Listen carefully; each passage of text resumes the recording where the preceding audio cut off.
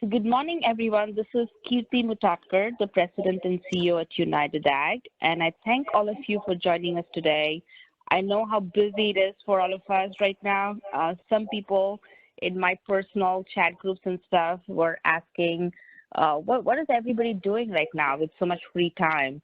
And for some of us, it actually feels our workload has doubled, and we've been pulled in different directions, and we have such an information overload at this point, so that sometimes it's getting the anxiety and the workload increases by just the workload that we have, the information overload that we have.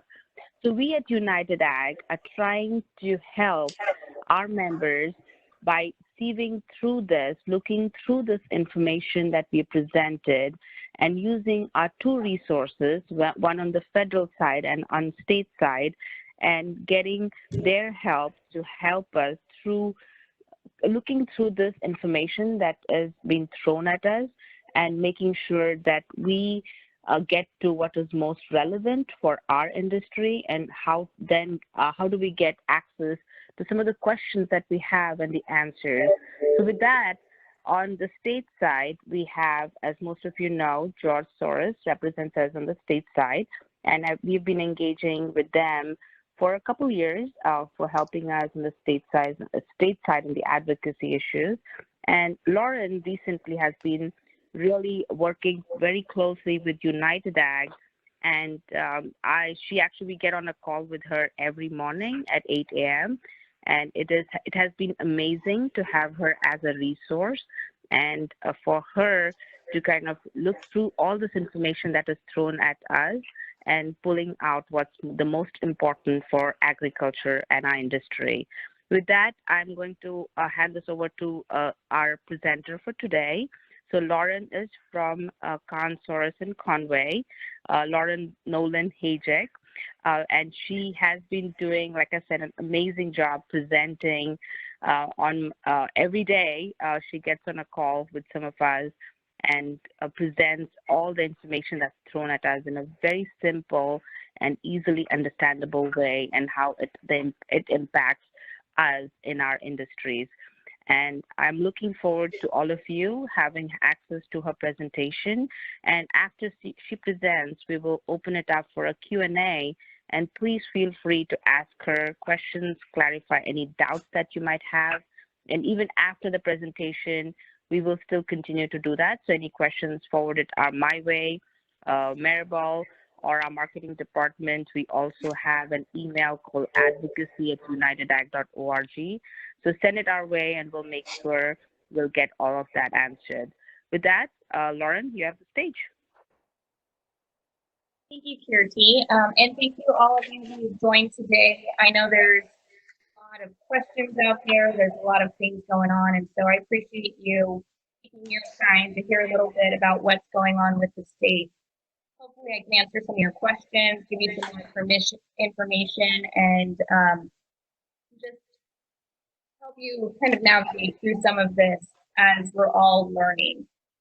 So I understand that there was a federal call on Wednesday, so I'm staying away from anything federal in this presentation. We're really just talking about what's happening here in the state of California.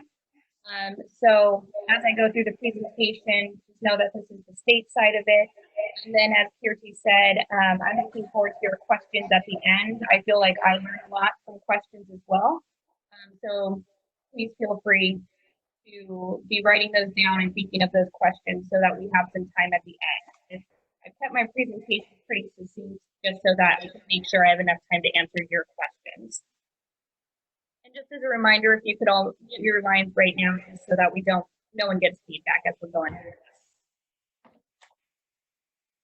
So let's see if it lets me switch to, there we go. All right, so we wanted to start out with, how did we get here?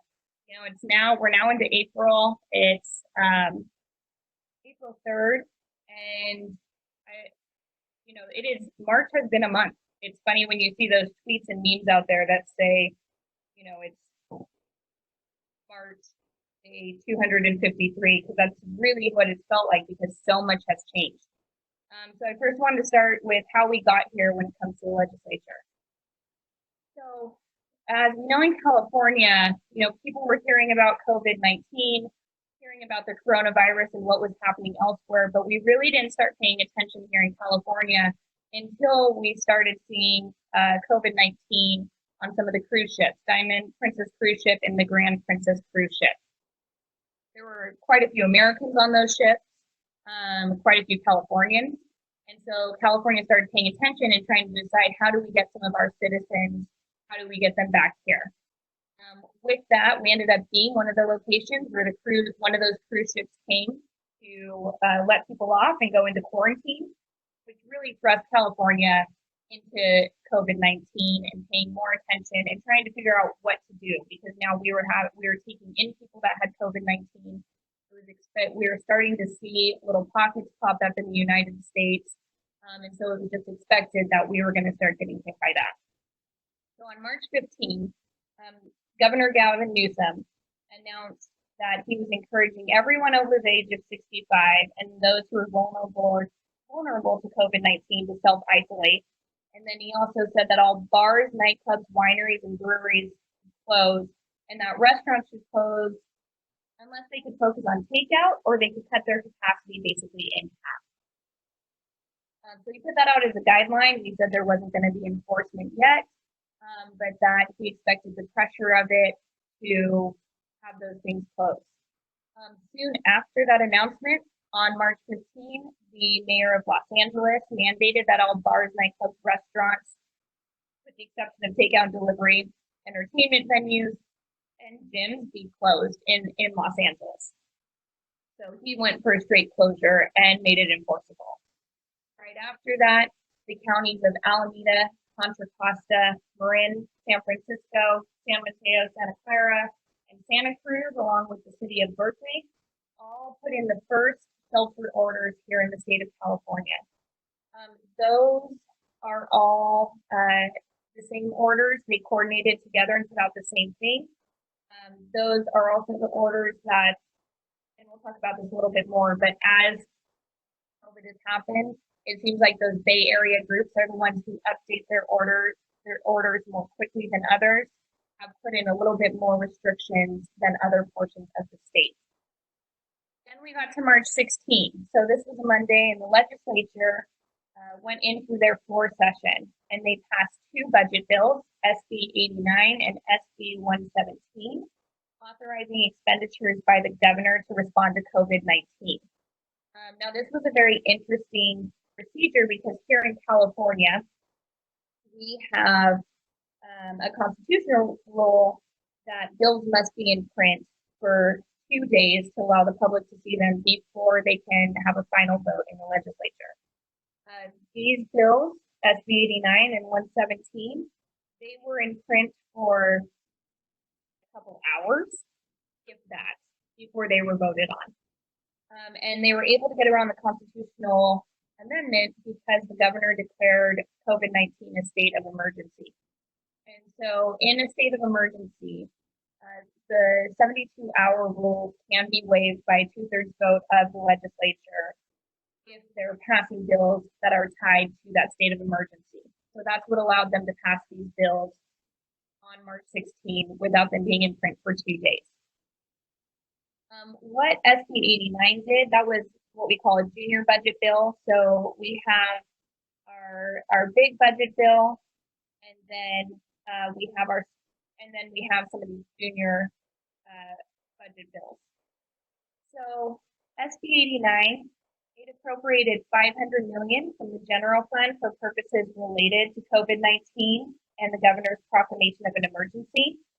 And so it was that $500 million initially, but then that appropriation may be increased in $50 million increments up to $1 billion, as long as the governor gives a 72-hour notice to the joint legislative budget committees that he's going to do so. He hasn't done so yet. He's kind of stayed in that $5 million, but we anticipate that he will do some of these $50 million increments as this process extends. And as we see these hits to the economy that you are all familiar with.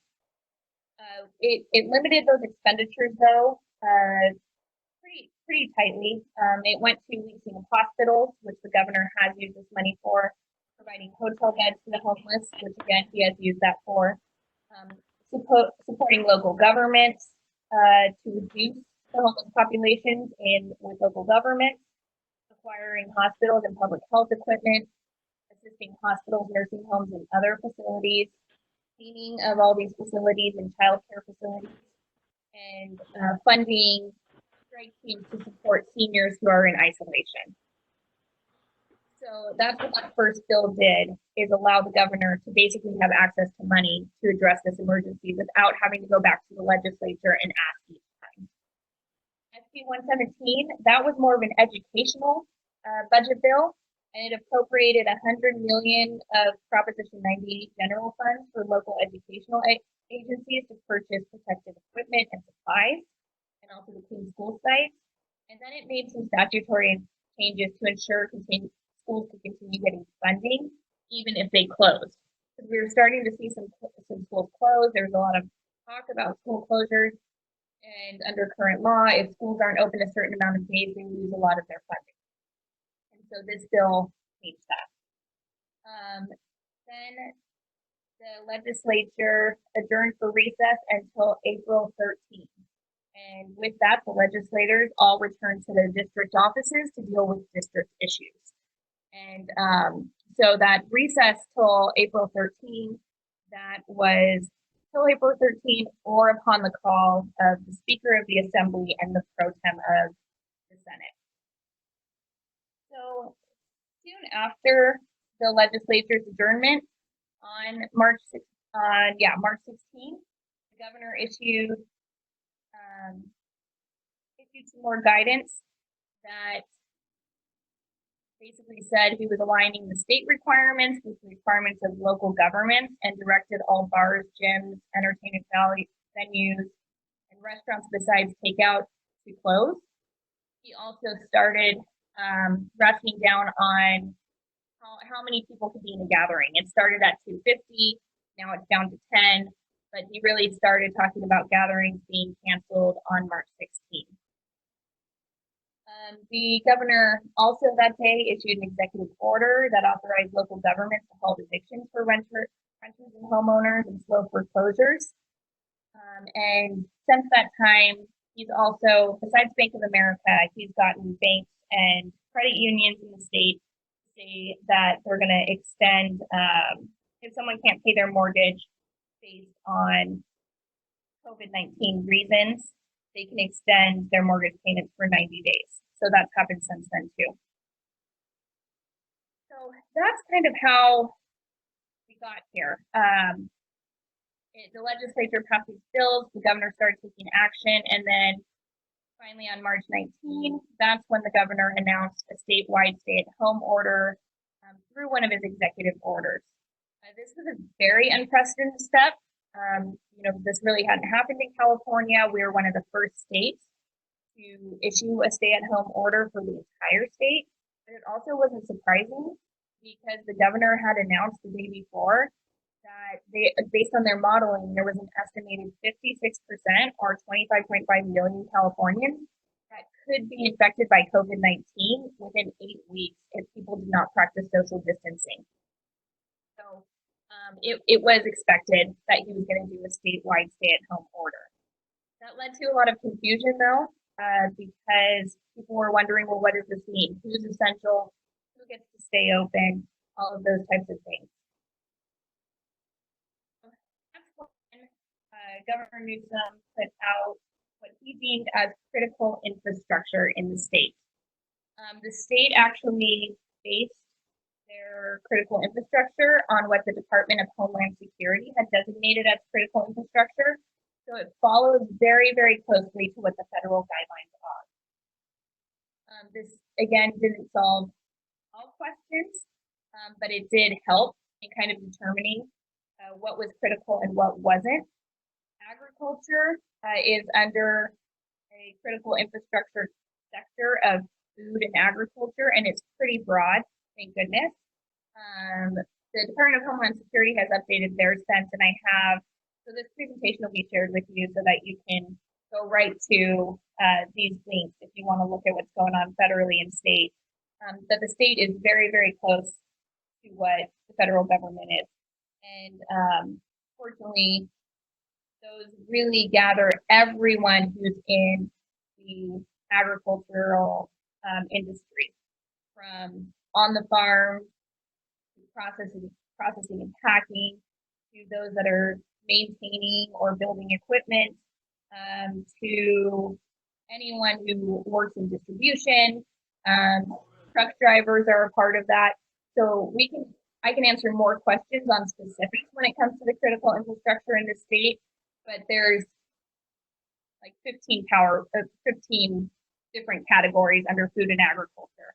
So it would just take too long to go through each one, but I'm happy to answer individual questions at the end of this on what those really look like. So the critical infrastructure, as I said, the statewide, it hasn't been updated for about a week yet, but again, agriculture is pretty much encompassed when it comes to what the state has deemed as essential and critical.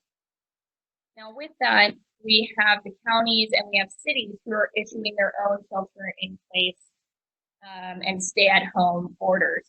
As I said earlier, some of those Bay Area counties and Berkeley were the first ones to put their orders out, and they did not use the Department of Homeland Security critical infrastructure. They created their own.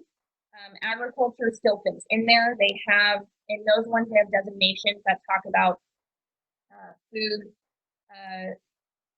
cultivation, farming, and livestock. And then they have kind of a catch-all underneath that says any business that supplies services to essential businesses. So with that, it basically captured food supply, farming, livestock, and then any businesses that are supporting those businesses. So again, pretty broad. We've had some hit or miss on different industries and counties, but for the most part, everyone's being allowed to operate if they're connected to the agricultural industry. So as of yesterday night or last night, so we anticipate there may be some updates today. There were 42 counties who had shelter in place or stay at home orders. 4 cities have their own shelter in place or stay at home. And then 2 days ago, we got 2 cities Riverside County and then the city of Los Angeles, who issued cover your face guidance on top of their shelter in place.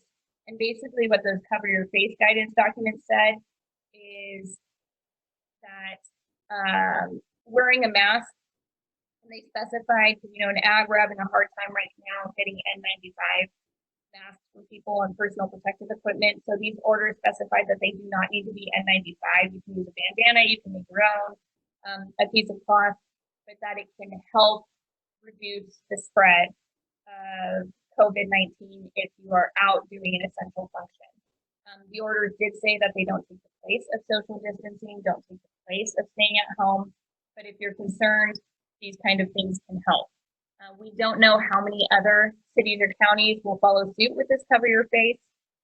I know there's been a lot of talk in the local level and in the state government about how, yes, we can talk about how this helps, but we have to make sure that masks are available for those essential services that really do need them. Health, agriculture, those who are needing to go to work to provide these essential services and need this protective equipment. So we don't know how many will follow suit, but there's a lot of discussion between the state and locals about being very careful when they put out these cover your face documentations to make sure there isn't a rush on masks. And then those people who are already having a hard time getting it and actually need those masks, that they don't hoard or reduce the availability even more. Now, when it comes to these 42 shelter in place and shelter at home and the 4 city ones, I'm also happy to answer questions on that, on individual ones, but it may be better to email Maribel on those, and then I can get back to individually. You can definitely ask me broadly, but to go through all 42, I want to make sure there's time for other questions too. But you can definitely email Maribel and Kirti, and they can get those questions to me, and we can get answers if there's not time to answer things on the individual counties. So next, let's do the legislative outlook. So as I said, the legislature early in March, They said they were recessing until April 13, which is coming up. So just to give you some background on our legislative calendar, here in the state of California, we have a 2-year legislative session. This year is the second year of our 2-year legislative session. We start in January, and because it's the second year, we have a constitutional deadline to end this legislative session by midnight on August 31st. That deadline cannot be waived and it cannot be moved. So that's thrown a wrench into how people are viewing what can even happen in this legislative year. What we have heard from folks is that we need to pass a budget, but when it comes to bills this year, those will be severely limited. Now, about 5 minutes before we started this webinar, the pro tem of the Senate, Tony Atkins, who is the leader of the Senate, came out and said the legislature will not be returning on April 13th. It's interesting that we haven't heard from the speaker yet, but I think the pro tem just decided it was time to make that announcement. So we do know that they will not be returning from recess on the 13th. We anticipate that instead they will return sometime in May. And that decision was based on the fact that the governor is saying that the state stay-at-home orders should continue through the month of April, and then we'll look at how what the numbers are when we get closer to May to see what that looks like. With that, our other constitutional deadline that we have here in California is that we must pass a budget by June 15th. What is making this budget very interesting is one that we've had severe economic impacts. We anticipate sales tax revenue is going to be down, income tax is going to be down. All these different things that our government relies on in creating its budget. With that also, both the governor and the federal government have extended tax deadlines until mid-July. So we actually here in California have no idea what our income as a state looks like until July, yet the budget needs to be passed by June 15th. So what we're going to be seeing in the legislature, according to the Department of Finance, which is kind of like our accountants here, is that what will be passed in June is going to be what's called a workload budget. This budget is basically looking at the agencies here in California and saying, what is your bare minimum that you need to function this next year? And so all the agencies right now are looking at their programs, their staffing, all of those types of things and saying, okay, what is the bare minimum that we can do? That is what will likely be passed by June 15th. After that, the legislature will wait until taxes are filed in mid-July and they have a better picture about what the state income will be and also what the true economic impacts of COVID-19 are. We've seen a huge spike in unemployment here in the state. We've seen a huge spike in businesses closing, so there may be jobs that just aren't available anymore. And so they're going to take all of that into consideration, and then starting the end of July and then into August, before we hit that August 31 deadline, the legislature will be passing what's called budget trailer bills. They're called trailer bills because they trail after the budget. So they are bills that will deal with everything else COVID-19 related, just based on what the state projects that the income for the state will be. When it comes to legislation, we've heard already from legislators, from the speaker and from the pro tem, that legislation will be limited to things that are just COVID-19 related. So there's over 2,000 bills that are introduced every single year in the legislature, and legislators are now being told you need to whittle those down and see if they're actually related to COVID and helping the situation. If not, those bills are likely dead for this year. Two things that come out of this. One, when it comes to the budget, we're very concerned that since the agencies are being limited to their workload budget, that agencies will look more to fees to be building up their budget.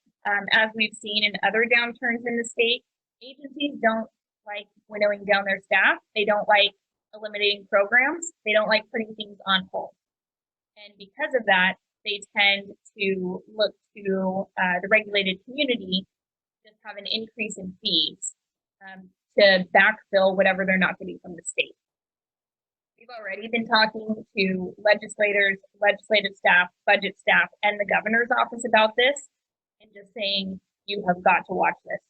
You cannot be telling your agencies they have to winnow down to a workload budget and then let them turn around and implement new or expanded fees on the regulated community.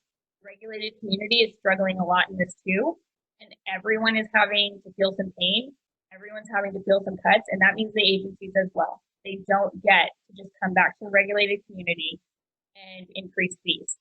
So that's something we'll be keeping United Ag updated on as we're seeing regulatory programs roll out, and just making sure that we're watching those fees, and then having the legislature call those agencies in and hold hearings and hold them to task if they're trying to push things off onto the regulated community.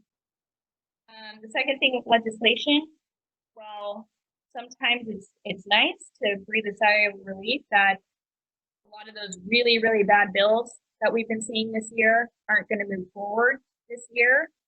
It means that next year is going to be a doozy when it comes to legislation. A lot of the bills that will get put on hold this year, we'll just anticipate that next year in January, when they come back, we are just going to see a ton of these bills that we didn't like this year and went away, coming right back. So we'll be keeping a watch on legislation, what makes it through this, if they really limit it to COVID-related bills or some other things go through. And then we'll be watching the budget, how that rolls out, and watching the regulatory agencies.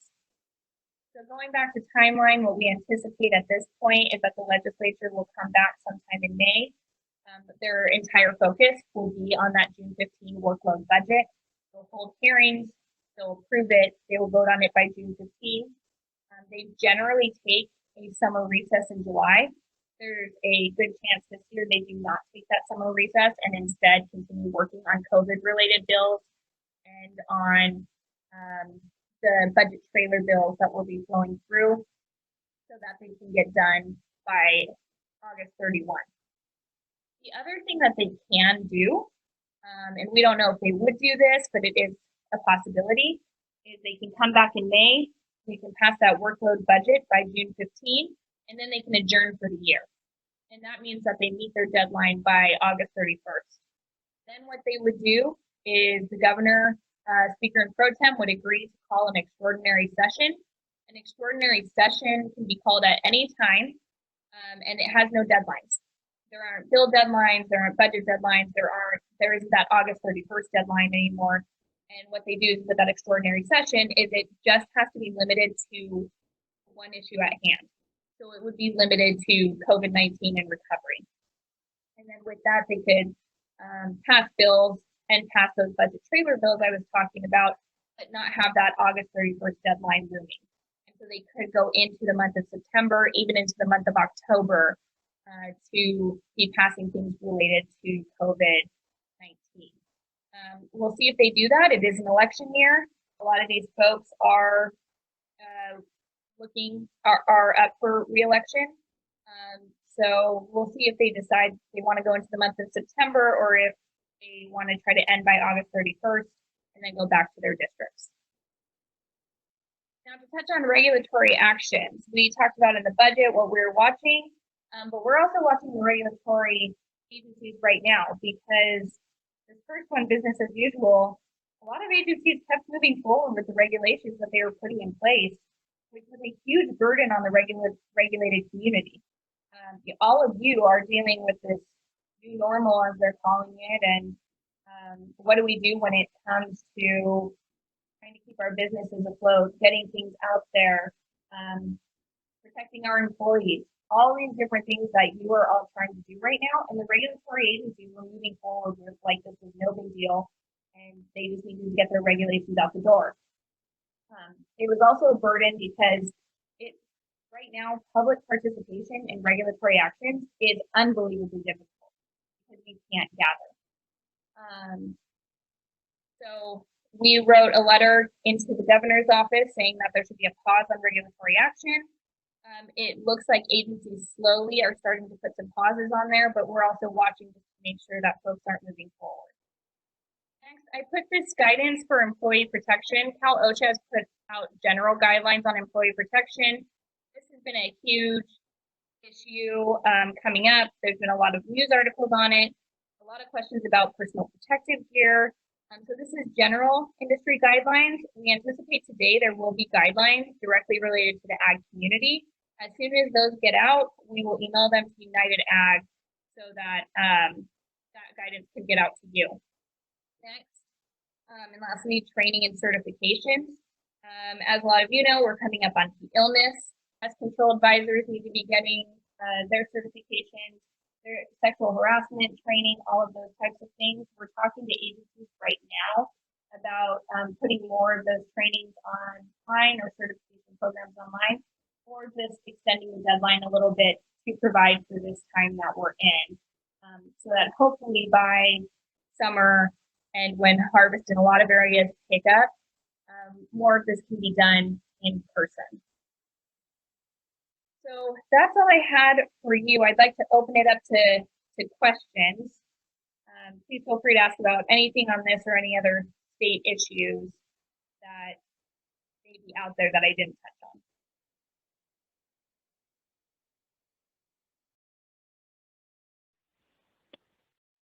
Just a friendly reminder, please submit your questions via the chat feature on your screen. Thank you.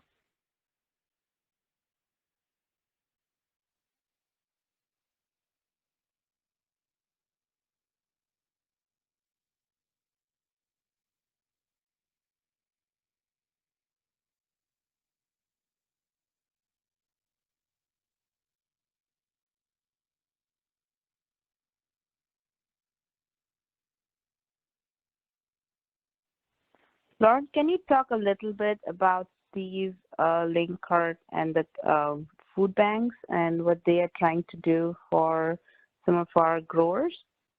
Yes.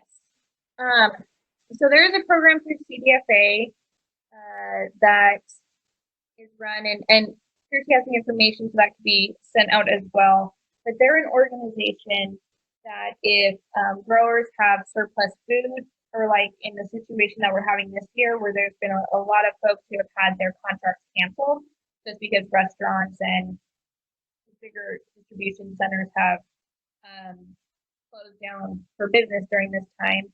This organization works with farmers to buy that surplus food, and then they distribute it to the food banks throughout the state. So if you're running into some of these issues where you have surplus or you've had a contract canceled, you can reach out to this organization. They will come meet with you, see what the product is, negotiate a price, and then they pay the farmer directly. Then this organization goes and they get reimbursed from the food bank. So it allows you to get payment a little bit quicker and not have to negotiate necessarily with the food bank or with this organization. And you may not get your premium price on these products, but at least hopefully you'll be able to recoup some of your costs, move forward in some of those planting decisions that are happening right now. And as you mentioned, we have that information. So if anybody in the membership would like more information or to connect with Steve, please let us know, and we will be happy to do that.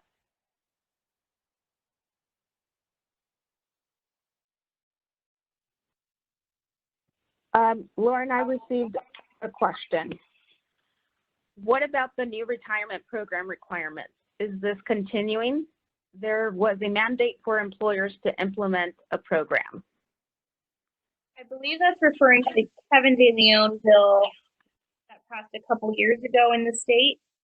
If that's the case, that has not been put on hold.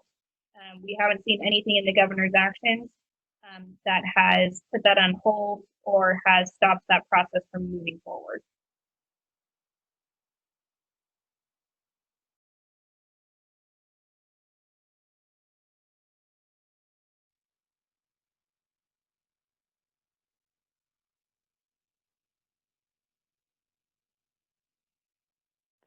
Do we have any other questions?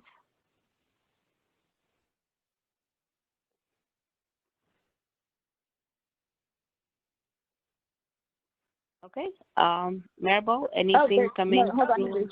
There's another question just coming. Are there any state grants or support being extended for small businesses? Yes. So most of it is happening federally right now. We haven't seen a lot happening statewide. What the governor did do yesterday is he signed an executive order that allowed small businesses to defer their sales tax for up to $50,000 for businesses that have less than $5 million in taxable sales. And with that deferral, you can basically, the point is to use that as kind of a no interest loan to get you through this time. And I'll send this information to Carrie so she can get out too. But that's just allowing you to defer your sales tax up to $50,000, so you can use that $50,000 for your business expenses right now. The other thing the governor did yesterday is he's made available $50 million in loans for small businesses, and that goes to the tax code. So that'll be based on tax code, not on the $5 million taxable sale.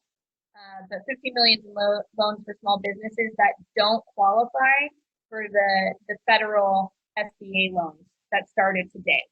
So if you qualify for the federal SBA loans, you don't have access to that $50 million loan. But if you don't qualify for the federal ones, you can look for this $50 million. But those are really the only two things right now for small businesses.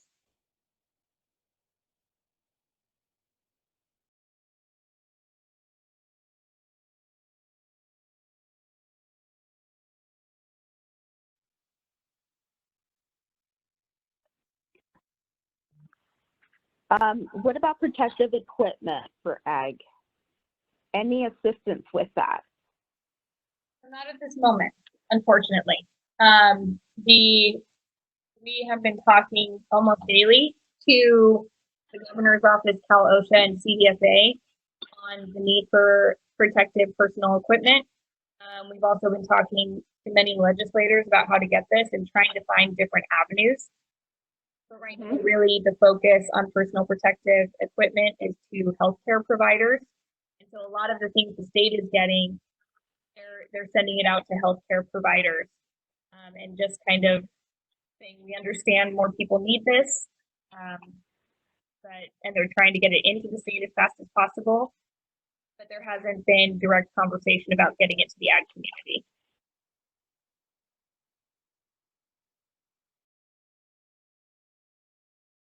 Any specific training for field labor related to COVID-19 that is recommended? Yes. So if you go on that website that I put in one of the slides, that takes you to Cal OSHA, where they have general guidelines for industries on how to protect your employees. And then today, as I said, and we'll get this to Carrie as soon as we have it, is Cal OSHA is planning to come out with specific guidance for the agricultural industry. It just hasn't been released yet. When we were told by Cal OSHA, it should be being posted today. Otherwise, there are other, AgSafe has put together some really good information on how to protect your employees and how to train. The California Farm Worker Foundation also has a lot of resources in both Spanish and English that can be used for training and information. And then I know Carrie worked on some of that too. So I would look at for right now, I'd look at, AgSafe and the Farm Worker Foundation, and then we will get to Carrie the Cal OSHA guidelines as soon as they are posted. We have seen some bad publicity on farm labor and the separation issues of 6 feet, which is difficult in our industry. How is that the state handling this issue? So on the issue of 6 feet, how the state's going to handle it is going to be within those guidelines that come out from Cal OSHA. Right now, the state hasn't really been, pushing on the ag industry all that much beyond trying to do social distancing, but understanding that that's not always feasible. We have heard that, there in these guidelines is going to be more encouragement to stay six feet away. But it'll really depend on what those guidelines say that get posted today is what the state response is going to be. My field labor is good about working 6 feet away, but when it comes to break or lunches are not anywhere near 6 feet. We have told them to keep away, but do not follow. How do you suggest I handle that so that we are in compliance with the order? So I would suggest what some folks have done, and I will be fully honest. I know this is not easy, and so any of these recommendations I'm giving right now, I know are not easy to comply with, and it's not as simple as it sounds when I just say it. But we do know a lot of farms who are buying more chairs and things like that, and just spreading those chairs out to kind of force that separation to happen. We've also heard of people staggering shifts so that you just have less people who are taking breaks and their lunches at the same time to help with some of that separation. And then we've heard of a lot of folks just doing extra trainings beforehand and talking about the need to keep 6 feet. The thing about the order is that the order does not mandate socially distancing if you're in an essential business function. It just says that you should practice social distancing to the greatest extent possible. But as was pointed out somewhere else in one of the previous comments, the ag industry is getting more attention when it comes to this in social distancing. So we've all got to try to do it as much as possible. But that's what I've seen in the industry is people putting more seating out to force people to sit separately and then staggering shifts so that they aren't all taking breaks and lunches at the same time. Thank you, Lauren. How do we make sure Sacramento understands the importance of sustaining production ag in California? What can we do on our end?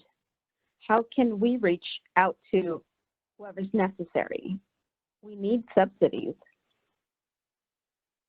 So I agree this is a huge issue that even before COVID, we've struggled with in California, just making people understand how important the food supply is. I think we do have an opportunity under this because it is being highlighted as people go to grocery stores, as people are looking at what is critical and essential to really be highlighting the ag community. The biggest challenge that we have is that people in California are disjointed from their food. We have less and less people who know a farmer, who have been to a farm, who have seen a farm, except maybe if they're driving somewhere. The voting populations are really in LA and San Francisco, and a little bit to the extent San Diego. But so it's very, very hard for people to have that connection. Like I said, I think we have an opportunity because people are becoming more connected now. I don't really see the state issuing subsidies. They leave that more to the federal and to the Farm Bill. But what I do think all of you can do, and this is always helpful, to us up here in Sacramento, is really get to know your local supervisors and your local electeds. And by doing that, by having meetings with them, inviting them out to the farm, getting them more used to what agriculture is, that education is incredibly helpful for when we're pushing policies up here in California, in Sacramento. Getting those folks who are making the votes, who are looking at legislation and deciding what agriculture should look like here in California, by them knowing a farmer and going to a farm and seeing it firsthand, it makes a huge difference in their view when then we go in and lobby them. So I think that's honestly the biggest thing you can do is just start connecting with your local supervisors and your local legislators and inviting them out. And again, just what we're doing up here in Sacramento is talking to the governor's office and the grocery industry about how we make that connection for people a little bit more to understand why it's so important to keep agriculture in business, especially when we have things like the Sustainable Groundwater Management Act coming at us.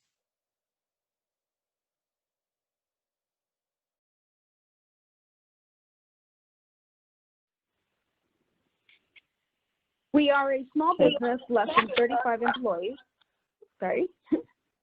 not associated with FMLA, but we are with the California Paid Leave Act. Do we now have to comply with FMLA due to the definition changes?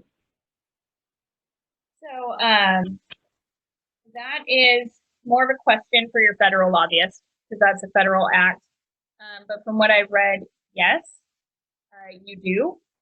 And from those folks I talked to, you do. There are some exemptions for small businesses, but that seems to have to go through the U.S. Department of Labor.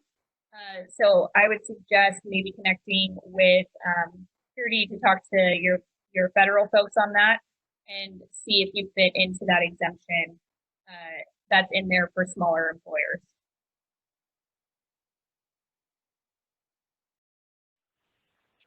Yeah, Maribel, we can follow up with who asked the question. We can follow up with that and answer that question or forward it to Lynn. Absolutely. Okay, well, maybe a couple more minutes for questions.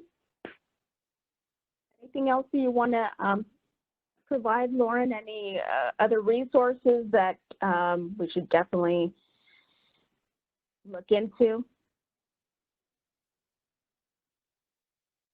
You know, I think the most helpful thing that I found is, you know, as people run into things, whether that be with their county shelter-in-place orders, whether that be something that's happening on the farm, if your members are sending that information, you know, to you, so that we can be relaying it to the state government, that's been incredibly helpful for us.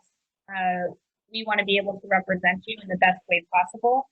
Hearing your personal stories and how this is personally impacting all of you will be very helpful, especially for when the legislature does come back and they're passing budget-related things and they're passing things related to COVID. We want to make sure the ag industry is included in that and that they are taken care of to the greatest extent that we possibly can when the legislature is making these decisions. So I think just having that free flow of information is going to be incredibly helpful as we move through these next couple months.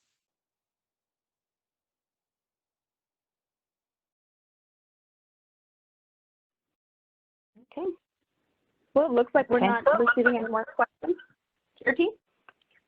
Okay, so with that, then we'll wrap up. And if after this, if you still have any questions, please feel free to send it our way. And we also, like I said, have an advocacy@unitedag.org email. So forward it to us, and we'll make sure it gets to Lauren and her team, and we'll get that answered.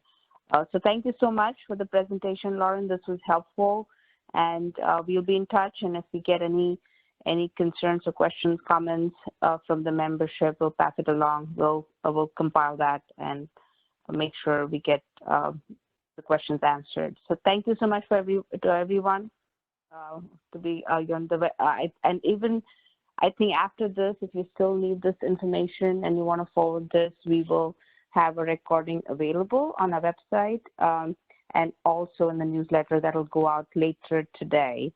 And if you missed the federal one on Wednesday, again, we have a recording that you can access through our website, and we will forward it along to you as well. So thank you so much again for joining in.